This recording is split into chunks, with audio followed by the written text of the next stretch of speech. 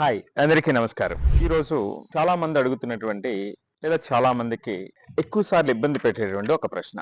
ఎవరికిదంటే 10th class అయినటువంటి పిల్లలున్న parents కి లేదా 10th అయ్యి 11th లో ఉన్నటువంటి లేదా 12th లో ఉన్నటువంటి పేరెంట్స్ కి. ఏంటి ఆ క్వశ్చన్? సిబిఎస్ఈలో లేదా ఐసిఎస్ఈలో 90 to 95% మార్క్స్ వచ్చినప్పటికీ కూడా జేఈ నీట్ ప్రిపరేషన్ లో ఎందుకు పిల్లలు ఇబ్బంది పడతారు?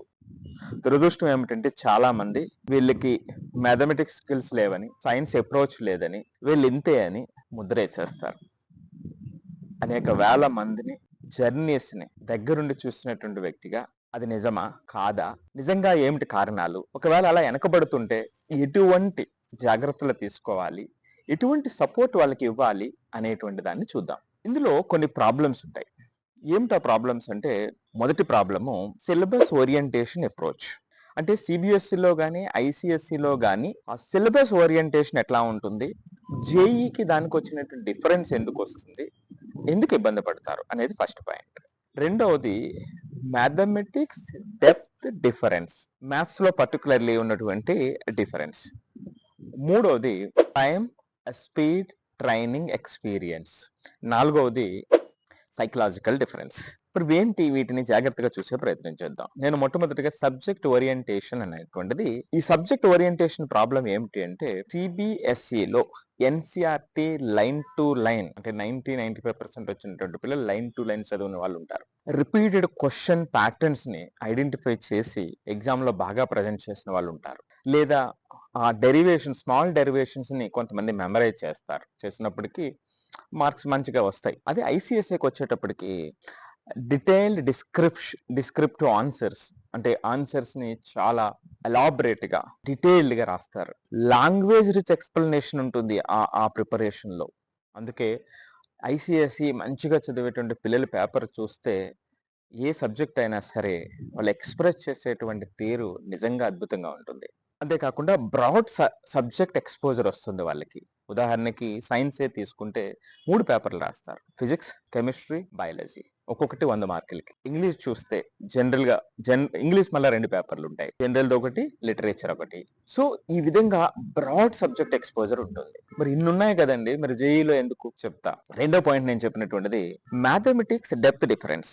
మ్యాథ్స్ కి వచ్చేటప్పటికి ఇక్కడ 95 లేదా 100 వచ్చి ఉండొచ్చు వాళ్ళకి, కానీ స్ట్రాంగ్ ఫండమెంటల్స్ ఉన్నప్పటికీ ఐసిఎస్ఈలో కానీ సిబిఎస్ఈలో కానీ limited extreme problem solving abilities ఉంటాయి. అంటే ఆ ఎక్స్ట్రీమ్ ప్రాబ్లమ్ సాల్వింగ్ ప్రాక్టీస్ అనేటువంటిది అంత చెయ్యరు అక్కడ. కానీ జేఈ నీట్కి వచ్చేటప్పటికి ఏమవుతుందంటే, పర్టికులర్లీ కాన్సెప్చువల్ అండర్స్టాండింగే కాకుండా దాని అప్లికేషన్ చాలా చాలా ఇంపార్టెంట్. దీనికోసం చాలా డీప్ ప్రాక్టీస్ అవసరం. అంతేకాకుండా multi layer problem solving abilities practice చేయాల్సిన అవసరం ఉంటుంది. ఉదాహరణకి సపోజ్ క్వాడ్రాటిక్ ఎక్స్ప్రెషన్ అనేటువంటి చాప్టర్ తీసుకుంటే ఐసిఎస్ఈలో కానీ సిబిఎస్ఈలో కానీ మోస్ట్ ఆఫ్ ద టైమ్స్ నీకు ఏమవుతుంది అంటే డైరెక్ట్ అప్లికేషన్స్ ఉండొచ్చు లేదా సింపుల్ అప్లికేషన్స్ ఉండొచ్చు. జేఈకి వచ్చేటప్పటికి కొంచెం ప్రిపరేషన్ లోపలికి వెళ్ళేటప్పటికి quadratic expression, trigonometry, coordinate geometry లేదా కాంప్లెక్స్ నెంబర్స్, ఇలా multi layer problem solving abilities ఒకటి మరొక దాంట్లో అప్లై చేయటం అనేటువంటిది ఇంపార్టెంట్. ఎప్పుడైతే ఇనీషియల్గా ఆ హెల్పింగ్ హ్యాండ్ వాళ్ళకి అందలేదో వాళ్ళ యొక్క దూరం మొదలవుతూ ఉంటుంది సబ్జెక్ట్ ప్రిపరేషన్లో. మరీ ముఖ్యంగా ఈ టాప్ మార్క్స్ వచ్చినటువంటి పిల్లల్లో మరీ ఎక్కువ ఉంటుంది. ఎందుకంటే ఒక్కసారిగా నేను చేయలేకపోతున్నాను అనేటువంటి చిన్ని భావన చాలా ఇబ్బంది పెడుతూ ఉంటుంది వాళ్ళని. సో అట్లాగే నేను చెప్పినటువంటి తర్వాత పాయింట్ సైకలాజికల్ డిఫరెన్స్. మరి సైకలాజికల్ డిఫరెన్స్ ఏమిటి? ఐసిఎస్సి సిబిఎస్ఈలో స్టూడెంట్స్ ఎక్స్ప్రెసివ్గా, లాంగ్వేజ్ స్ట్రాంగ్గా తయారు చేయబడతారు. ఈ టాప్ లేయర్లో ఉన్నటువంటి పిల్లలు ఆల్రెడీ ఆ స్కిల్స్ వాళ్ళకి వచ్చి ఉంటాయి. కానీ జేఈ నీట్ ప్రిపరేషన్ ఏమవుతుందంటే చాలా ఎగ్జామినేషన్ స్కిల్స్ అవసరం అవుతుంది. ఉదాహరణకి స్పీడ్ అండ్ యాక్యురసీ. మరొక ప్రాబ్లం నేను చెప్పినటువంటిది ఏమిటంటే టైం స్పీడ్ ట్రైనింగ్ అనేటువంటిది కూడా చెప్పా. లాంగ్ ఆన్సర్స్ రాయటానికి, ఎలాబరేట్ గా రాయటానికి, మోర్ డిస్క్రిప్టివ్ ఓరియంటెడ్ గా ప్రిపేర్ అవ్వటానికి ఇక్కడ అవకాశం కల్పించినప్పుడు ఎగ్జామ్కి వచ్చేటప్పటికి ఏమవుతుందంటే స్పీడ్ గా చేయవలసినటువంటి అవసరం ఉంటుంది, యాక్యురేట్ గా చేయవలసినటువంటి అవసరం ఉంటుంది. ఒక్కొక్కసారి రూత్లెస్ ఎలిమినేషన్ అంటాం. కొంచెం ఇన్స్పైర్ చేయటానికి. అంటే ఆన్సర్ ఎగ్జాక్ట్‌గా తెలియకపోయినా ఉన్నటువంటి ఆప్షన్స్‌ని ఎలిమినేట్ చేసి ఫైనల్‌గా వాళ్ళు సాధించేటువంటి అప్రోచ్ ఉంటుంది. ఇలా డిఫరెంట్ స్ట్రాటజీస్ పిల్లలు ఎగ్జామినేషన్‌లో అప్లై చేయాల్సి ఉంటుంది. అలాగే spontaneity, work in different conditions, difficult conditions. ఒక 5 క్వెషన్స్, 6 క్వెషన్స్ డిఫికల్ట్‌గా వచ్చినప్పటికి దాన్ని అబ్జార్బ్ చేసుకొని ఆ లోతుకి వెళ్ళి ఆ రాయగలిగినటువంటి క్వెషన్స్, వాళ్ళు చేయగలిగినటువంటి క్వెషన్ అప్రోచ్ చేసేటువంటి ధైర్యం. అంటే ఇది సైకలాజికల్‌గా వాళ్ళని ఎఫెక్ట్ చేయకుండా ఆ ఎగ్జామినేషన్ టైమ్‌లో. అందుకే మొన్న సీబీఎస్ఈలో ఒక పేపర్ చాలా టఫ్‌గా వస్తే మ్యాథ్స్ పేపరు ఇమ్మీడియేట్‌గా పెద్ద గందరగోళం జరిగింది. అదే పెద్ద ఉదాహరణ. అంటే ఆ టఫ్ క్వెషన్స్, ఆ 2 క్వెషన్స్ వాళ్ళని ఇబ్బంది పెట్టేటప్పటికి ఒక్కసారిగా వాళ్ళు డిప్రెస్ అయినటువంటి వాళ్ళున్నారు.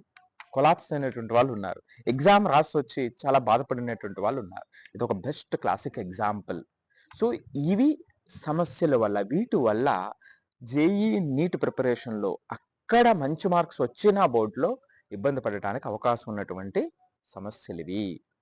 మరి దీన్ని ఎలా అప్రోచ్ చేయాలి? ఎలా కౌంటర్ చేయాలన్నప్పుడు దీని కౌంటర్ ఏమిటంటే concept clarity and integration. Multiple concept integration అప్రోచ్‌ని వాళ్ళకి అలవాటు చేయటం. యాక్చువల్‌గా కాన్సెప్ట్ క్లారిటీ ఉంటుంది. ఆ ఇంటిగ్రేషన్‌ని కొంచెం కొంచెం బలంగా వాళ్ళకి నేర్పించడం అనేటువంటిది. ఆ అప్రోచ్ ఇనీషియల్‌గా మొదట 3, 4 నెలలు ఇవ్వాల్సినటువంటి అవసరం ఉంటుంది. ఇక రెండో point pattern recognition, speed and accuracy. Chapter ఇనీషియల్‌గా కొంత స్లోగా ప్రిపరేషన్ జరుగుతుంది ఎవరికైనా సరే కొత్త విషయం నేర్చుకునేటప్పుడు. ఆ 3, 4 డేస్ అయ్యేటప్పటికి ఆ స్పీడ్, యాక్యురసీ, ఆ లోపల ఉన్నటువంటి ప్యాటర్న్ రికగ్నైజేషన్ అనేటువంటి అంటే ఆ ఓవరాల్ గా చాప్టర్ మీద కంప్లీట్ ఐడియా వచ్చే విధంగా వాళ్ళని ట్రైన్ చేయటం. Competitive brain training. ఏమిటి కాంపిటేటివ్ బ్రెయిన్ ట్రైనింగ్ అంటే వాళ్ళు చదువుకునేటువంటి దాన్ని రియల్ సిచ్యువేషన్ అప్లై చేయటం, టైం ప్రెషర్ ని మేనేజ్ చేయటం, కంట్రోల్ చేసుకోవటం, మల్టిపుల్ కాన్సెప్ట్స్ ని అప్లై చేయటం, ఆ ఫిజిక్స్ లో మ్యాథమెటిక్స్ అడ్వాంటేజ్ ని తీసుకోవటం, ఆ కెమిస్ట్రీ ఫిజిక్స్ ఉన్నటువంటి కామన్ ఎలిమెంట్స్ ని ఈజీగా వాళ్ళకి అర్థమయ్యేటట్టుగా మార్చుకోవటం. ఇలాంటి కొన్ని టెక్నిక్స్ కాంపిటేటివ్ బ్రెయిన్ ట్రైనింగ్ అంటుంటాం. సో వీటిని అప్రోచ్ ఇటువంటి స్కిల్స్ ని వాళ్ళు ఇనీషియల్ గా ఇవ్వగలిగితే వాళ్ళు ఖచ్చితంగా జేఈఈ నీటిలో ఇబ్బంది పడేటువంటి అవకాశం ఉండదు. ఇక్కడ ఒక్క విషయం గుర్తుపెట్టుకోవాలి, ప్రాబ్లం బోర్డుతో కాదు, ఆ ప్రిపరేషన్ లో మిస్ అయినటువంటి స్కిల్. అంటే ఈ ప్రిపరేషన్ కి అవసరమైనటువంటి స్కిల్ ఒకటి మిస్ అయి ఉంటుంది. ఆ మిస్ అయినటువంటి స్కిల్ ని మనం అందించడం అనేటువంటిది ఇంపార్టెంట్. ఒక రకంగా ఐసిఎస్సి స్టూడెంట్స్ కి స్పీడ్ ని, సిబిఎస్ఈ స్టూడెంట్స్ కి మోర్ డీప్ అనలిటికల్ స్కిల్స్ ని అందించేటువంటి విధంగా ట్రై చేస్తే వీళ్ళు వెనకబడరు. కానీ ఇనీషియల్ గా ఇది అందించకపోతే వాళ్ళ 2 ఇయర్స్ వాళ్ళకి నైట్ మేర్ అయ్యేటువంటి అవకాశం ఉంటుంది.